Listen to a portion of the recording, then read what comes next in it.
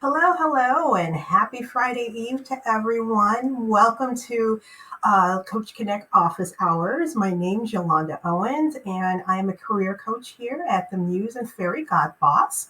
I'm thrilled to be here with you today. And for the next 30 minutes, we're going to be talking about all things careers, but more specifically, answering your questions about finding a job in a new field. So we're going to get started. And we've got a couple of questions that came in ahead of time. If you have some questions, please feel free to drop them in the chat. I'm going to try to get to as many of them as we possibly can within the next 30 minutes. So let's go. My first question here I have is I'm working towards transitioning into a new role after an unexpected termination with a formal complaint pending. I'm struggling to on how to frame this experience in a way that's honest but doesn't raise any red flags with potential employers. What steps would you recommend to me to talk about my exit with clarity, professionalism, and while protecting my values and credibility? This is a really, really good question. And my first response is unless the employer makes it an issue, I wouldn't make it an issue. So, unless it comes up in conversation, wouldn't bring it up as an issue. Usually, what they're going to ask you is, why you're looking for new opportunities. If that's the case, I wouldn't go into a whole lot of detail. Definitely wouldn't reference going and talking about the pending complaint that's attached to your departure. Instead, just say that you left the company to pursue some roles that are better aligned with your career aspirations. Keep it really short and sweet and don't go into a whole lot of detail because the more detail you go into, the more they're going to be able to poke holes into it or more red flags that it may raise. So just keep it short and sweet. And again, unless it's an issue, I wouldn't bring it up. But that's a great question. Here's another question. How can I demonstrate through my resume who I am as a human? That's a really good question. I want to transform from HR manager in an HRBP role and demonstrate my skills are transferable to a project manager role. Oh my goodness. I think this was one of the first things that got me into becoming a coach. I used to get questions all the time about, how do I come across as being a human in a resume? So the first thing I would say is adding a profile section to your resume can humanize it. Taking 3 to 5 sentences in and that profile section to talk about the things you want the employer to know about you that's currently not on your resume. So whether that be, the kind of environment that makes you feel productive and purposeful, what kind of, what's your career persona, what makes you tick at work, the kind of environment that brings those things out in you, what's your management style, and what kind of learnings and challenges you're looking for in your next role. That's going to humanize it, and it's also going to be kind of a weeding out process for employers that are attracted to that. You're going to find your tribe, and for those that aren't attracted to it, you're going to be dodging a bullet and filtering them out. So hopefully that's helpful and it helps you humanize the resume and that you find something in the kind of company that's going to be a good fit for you.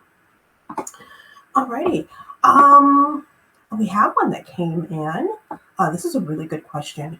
What is the most impactful question to ask to gain informational interview, especially if it's a cold email with no personal introduction? This is a really, really good question. Impactful question to ask. Find some sort of way to attach to the person. Find a common denominator. So if you don't know the person, maybe do a little Google search on them or look them up on LinkedIn to see if there's any common denominators, whether it's a person you have in common, you both play the tuba, whatever the case may be. Find some kind of common denominator and lead with that. Let them know that you have something in common. And then, in my opinion, the best way to do it is to find that common denominator first. Have some conversations around that before you make an ask of something.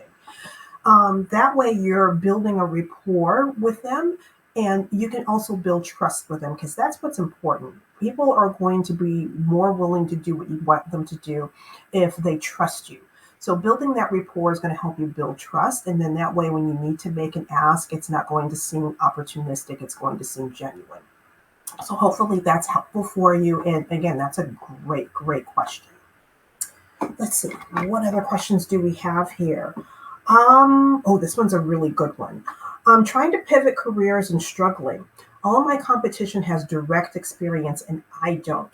I'm specifically targeting software companies, and I know it's a hard time right now. But what can I do to make hiring managers consider my resume, even without direct experience?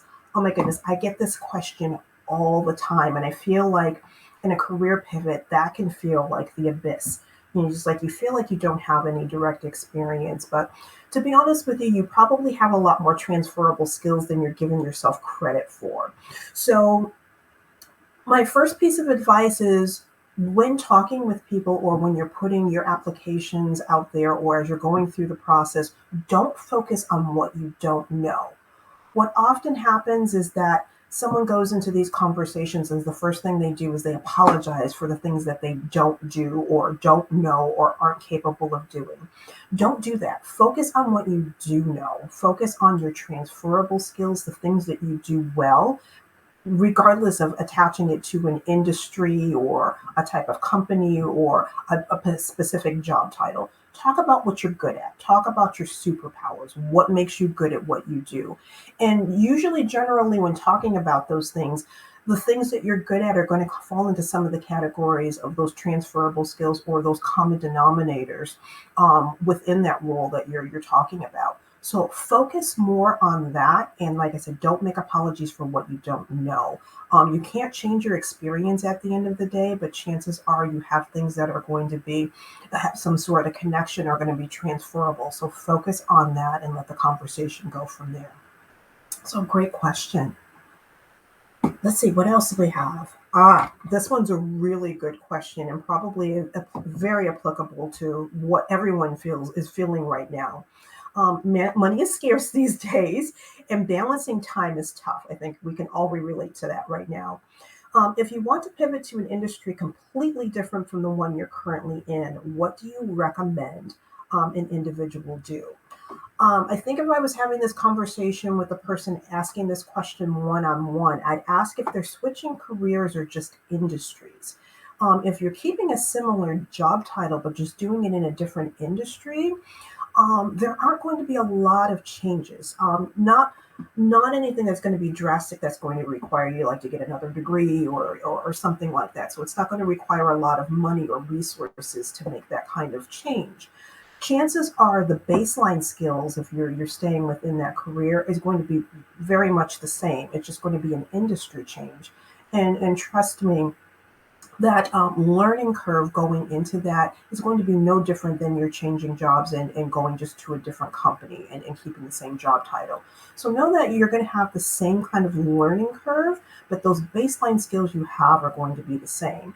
You're going to need to learn their lingo or whatever, resources or technology that they're using. That's going to be happening regardless. So know that the transition isn't going to be as massive. It's going to be instead of, it's instead of jumping over an ocean, it's going to be more of a puddle.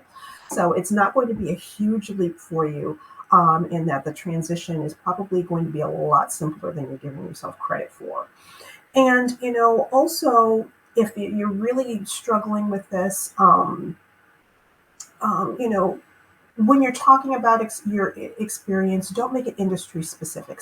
Speak more in generalities, and that'll also help you feel a little less tethered to things and feeling less of an imposter syndrome. So, great question. And it looks like we have another question that came in. So, how do you explain a recent gap if it has been more than 3 months since leaving your last employer? What do you do if you have the experience, but they also want you to have a degree for the position? And I'll tackle both of these questions. The first question about the gap on the resume, to be honest with you, a 3 month gap, that's not that long. And I think everyone nowadays has a gap on their resume, especially since the pandemic. That's become more the norm than the exception. So don't feel like as though you need to make any apologies for that. And as long as you were doing something productive during that time, maybe you were doing some sort of side hustle, or maybe you were taking some trainings or whatever. You can talk about those things during that time, that you were doing during that time, because finding a job right now, quite honestly, is a full-time job. And the average job search nowadays is taking anywhere between 6 to 9 months. So like I said, that 3-month gap, not a big deal at all whatsoever. And like I said in the one of the previous questions that I addressed, that unless someone else is bringing it up as an issue, don't make it one. Because again, more than likely, no one's really sneezing at it. And if they're going to make a big deal out of it, then you probably don't want to be working for that company anyway. Consider that a bullet dodge. So, like I said, don't make it an issue unless it's brought up. And again, it's not as big a deal as you're making it. It's that puddle as opposed to the ocean that I was talking about before. And then the other question, what do you do if you have the experience, but they also want you to have a degree for the position? I can tell you that the degree is a nice to have, but it's not always top top of a top priority for most companies. So I wouldn't worry about that. I wouldn't disqualify yourself from applying to a job if there's a degree of requirement on there. You'll find that with most job descriptions that they're not always an accurate depiction, and those requirements, like I said, are a wish list. They're not necessarily an end all be all. So go ahead and throw your hat in the ring, even if you don't have that degree. They may weigh the experience more than the degree. So speak more about your experience and what you can bring to the table in terms of value add. If you have the degree, again, that's a bonus, but they're going to be looking more at what you've brought to the table over your career trajectory as opposed to that piece of paper. Same goes with certifications. Certifications are a nice thing to have, but anyone can get a certification. It doesn't mean that you're qualified to do the job. So let them know that you're qualified to do the job without that credential and see where it takes you. So again, don't disqualify yourself for that. Let's see, it looks like we've got another question that just came in. Let's go. Here's another good question. I'm feeling stuck trying to transition out of restaurant marketing into a field with more growth potential. Each time I apply or interviewed, I'm told I lack the right experience. I'm in my 30s and have some, but not a whole lot of experience outside this industry. I've been applying for months without success. What can I do to finally make this shift? Ooh, this is a really common question, especially in the service industry. Trying to make that transition can kind of feel a bit overwhelming. First of all, I would recommend to you if you're looking to transition out of that industry or transition into something else, is to remove the references to the restaurant industry or whatever that industry is from your resume. Talk more in the generalities of the things that you've been able to do without attaching it to a specific industry. That way they can see what your general skills are or what your skills are in a general context or narrative, as opposed to tethering it to a specific industry, and see if that doesn't make an impact. Because like I said, people will see that one little word and completely disqualify that. But if they don't see the words and they focus on more on what you've been able to do and accomplish, and it's similar to what it is that they're looking for, then you can kind of meet each other where you are and be able to have a conversation without that, that industry word, really disrupting the conversation or skewing things. So hopefully that's helpful for you. Here's another great question coming in. What if you think the interview goes great but don't get the job? Is it okay to ask what you need to improve or what you're missing to get the position? Oh my goodness, I get this question all the time. And it is so easy to feel dejected when you've gone through that whole process of interviewing and then you don't get the job. And, I was a recruiter for over 20 years. And trust me, I have seen people not get jobs for the most insane reasons. And a lot of times it has nothing to do with you or your skill set. It's just that, people have their personal preferences. And in a situation like this, yes, you can ask the question, but go in with very low expectations.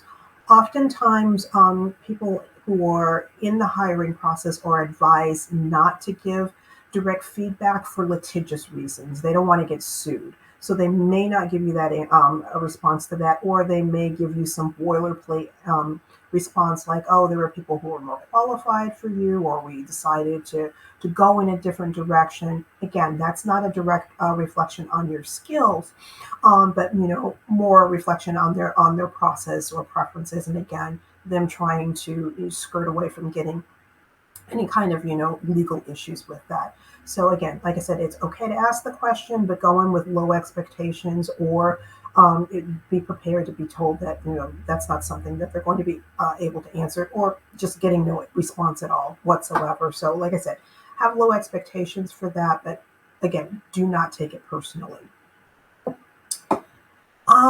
This is a great question. What if I worked at a place 4 months? Do I leave it off the resume? That's a really good question. So it depends, if you're a lawyer and you took a job for 4 months working as an underwater basket weaver, I'd probably say leave it off. But if it's something that is related to your field and you've got some valuable skills, or it's a well-known name company in the industry, I would say it may be worth it to leave it on the resume. Just because you were only there for 4 months, that's not a problem. And if at the end of the day, you can always say maybe you were working as a contractor or doing some freelance work. Again, that's more the norm than the exception nowadays. So, like I said, if it's related experience to what you want to do next, absolutely put it on the resume. If it's not, then you can feel free to either leave it off or add it as kind of a footnote on your resume. Add it as other experience. Just list the job title, where you worked, and if you want to leave the time period that you worked on them because you're afraid of the 4 months, leave that off. But at least have it as historical data on your resume so they can see that you were doing something and there's no gap on the resume without a whole lot of explanation. So again, great question. Let's say, hopefully we've got some fresh college grads. We are in the graduation season. So we've got a couple of questions here from some recent graduates. This one is, I'm a college senior preparing to graduate, and I'm aiming to land a first full-time role in a competitive job market. Yes, it's very competitive right now. I know I need to market my skills and experiences more effectively, but struggling to find ways to truly set myself apart from new grads. What steps would you recommend to help me define and communicate my unique value to potential employers? This is a great question, and the advice I'm about to give is applicable whether you're a fresh grad or you've been at it since Christ was a child. It doesn't matter. I have found in my experience, and this is kind of my approach to resume writing, is that I like to focus on when I'm talking with people or I'm writing materials, you focus on two key main factors: your personality and your accomplishments. Because those are the two things at the end of the day that will make you stand out from the competition. And also the two things that you have that nobody else has. Your personality and your accomplishments are unique to you. So if you talk about those two things, those are automatically going to set you apart from the competition. So going back to what I was saying earlier, kind of that tell me about yourself question, or writing that resume profile where you're talking about, what makes you tick, what makes you good at what you do, what your superpowers are, talking about what you're looking for in your next role in terms of learnings and challenges, the kind of environment that makes you feel productive and purposeful. Talking about those things will set you apart from the competition and also help you align with the companies that are going to be a good fit for you. So, and then your accomplishments. Talking about what it is that you did in your career, not necessarily just listing off your daily duties, but the things that you did in your roles that added value, moved the needle, made the job better than when you started in it. Those are the kind of conversations that employers are going to want to have with you. And those are the things that are going to set you apart from the competition, because that's not something that's boilerplate. That's something that you've done, that you've accomplished, and that you can wax poetic off about without having some sort of script.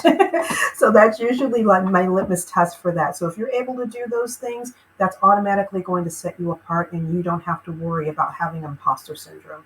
Know that your experience is yours. You can't change that at the end of the day. So own your accomplishments and be able to talk about it with confidence, and that'll automatically set you apart.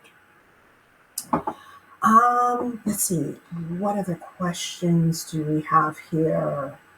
Um, let's see. Oh, I worked for various ad and marketing agencies for 20 years and have been freelancing as a marketing strategy for some startups. I'd like to find a full-time in-house marketing role. How can I convince hiring managers that my agency experience is transferable? This is a really good question. You're sticking within the industry, but there is a bit difference between working in-house and then working for an agency. So, talking about adding some value there. So, in this situation, I would say that you would focus more on your client experience, maybe focusing some of your long-term clients that you've worked on, and talking about how you were able to add value to those clients and the campaigns you did for them over that long haul. And then also talking a little bit more about how you had impact on those campaigns, or how you shifted your approach as the business grew with those particular clients. Because that's what you're going to be doing if you're going to be working in-house. You're not going to have a huge portfolio of clients you're going to be working on. You're probably going to be working on some focus. So if you can, again, focus on those long-term clients that you've had and how you've been able to go grow and shift and change and evolve with that client over that tenure, then that's going to be the conversation that they're going to be able to connect to and to understand, and where your examples are going to be an apple to apple comparison of what they're looking for. So that should be helpful, and be able to kind of get you out of that rut, and help you find where that connective tissue is between those two areas. So hopefully that's helpful for you. Um, Another question here. Oh, this is an HR related question. I'm a director level HR professional and have been out of work for several months. Now I need a job, just any job. How can I tailor my resume for jobs lower than my experience? For example, like an admin assistant or something of that nature. This is a really good question. I think it's one that a lot of us are faced with. And my response to that is, don't be so attached to your job title. You've been a director for a number of years. Now you're looking at some lower level positions. So be comfortable in playing with your job titles on your resume. If that means removing the word director from your resume to make your experience sound a little less intimidating and a little bit more approachable for roles that are lower than you, feel free to do that. In the age of AI and key search words and things of that nature, and also job titles are fluid. What is a director at one company could be, an associate at another. So don't feel tethered to those job titles. Feel free to change those at any given time. So again, you can have the conversation on the same level. And trust me, no one's going to look at you differently. Again, you're looking just to make money. So if you detach yourself from those job titles and just be willing to talk about experience and what you can bring to the table for that particular position, and not so tied to the history of the job title, that's really going to help to progress yourself. And I know that's easier said than done, but practice that with yourself. And like I said, you're just looking to make ends meet. It's not an end all be all. So know that this is just a stopgap for you. So fake it till you make it. Fake it for a little while, and then you can go back to having that job title when you get back on your feet and able to do what you want to do next. But for that time being, ego aside, just do that and make that work for you. Great. And let's see. We have another one from a fresh college grad. I love getting these. As a senior in college, I'm a senior in college preparing to enter the workforce, and I'm working towards building a strong professional network to support my career goals after graduation. However, I'm more introverted. I am too, and often feel unsure about how to approach networking in a way that feels authentic. what are some practical first steps I can take to start making genuine connections, especially in industries that I'm interested in? This is a really, really good question. The first thing I would say to do is start small, especially if you're introverted. Start with people you know, your friends, your family, if you're on LinkedIn, the people that you're connected with, and put it out there that you're looking for things in a particular industry. And, the more you connect with people that you know through 6 degrees of separation, through the people that they know, friends of friends of friends, help is going to come from unexpected places. So that's a really good place to start. Is just having conversations, sending out emails or what have you to people that you know, and seeing where help comes from. And then also start getting creative with it. Start reaching out to people. For me, what I like to do is I like to send clever little emails out to people. You're graduating and you're kind of in the last stages of where you're going to be going next. Get creative. Write some emails or start journaling or start taking people on the journey with you, whether it's a LinkedIn post or, like I said, or sending out an email saying, hey, this is what I'm experiencing. This is what, I'm interested in. This has been my journey of where I'm going with this. As I'm looking for a new job, I'm taking you on this journey with me. What have been my hiccups? And, it's make it funny and lighthearted and make it you. That way you're not talking face to face, but you're sharing with people. And like I said, from that, you never know where help will come from unexpected places.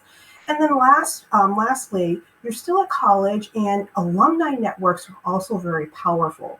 This is the time of year, it's summertime, and people are going to have a lot more free time. Attend some alumni network events. You're about to be an alumni. There are people who are, very active in their alumni networks that work in a number of different professions. Start going to some of those events, networking with those individuals and reaching out to them. And again, through doing some of those efforts, you never know who might be able to help you. So hopefully that's helpful and good luck to you with your graduation. And let's see. I think that about does it in terms of questions. And do we have any other questions coming in? I'm just looking at a few of these questions.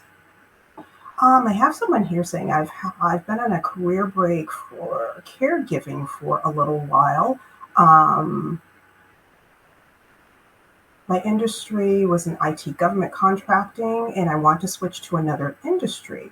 What advice do you have for making the transition to be competitive as an older worker who's been out of the IT workforce? This is a really common question.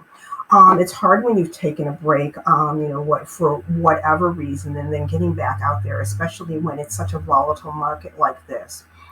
And if you've had an opportunity or you've been, taking some courses or what have you, that's always great to add onto the resume. But what I would say is start networking with some of the people that you worked with before. Letting them know that you're looking, and just to get a sense of what the market is like, and talking to them and seeing if they have any connections or what have changed. So as I mentioned with the other individual about networking, starting with people that you know, having conversations, because 9 times out of 10, it's going to come from someone that you're connected to, not necessarily from a job board. So start doing some active networking. And my grandmother always had a saying, and I use this one often, that you can't catch a fish unless it opens its mouth. So letting people know that you're looking for opportunities and being specific about what it is that you're looking for. And when I say being specific, that doesn't necessarily mean a job title, but letting people know what you're looking for in your next role in terms of learnings and challenges. That way it keeps the conversation kind of open, but specific enough that you can have some strategic conversations about what might be a good fit for you, especially since you've been out of the market a little bit. There may be some other things that you may want to consider, or some new roles that have popped up that you're not aware of, and you can start having some conversations and doing some exploring as to what makes sense for you right now. So hopefully that's very helpful for you, and I want to wish you luck on your search.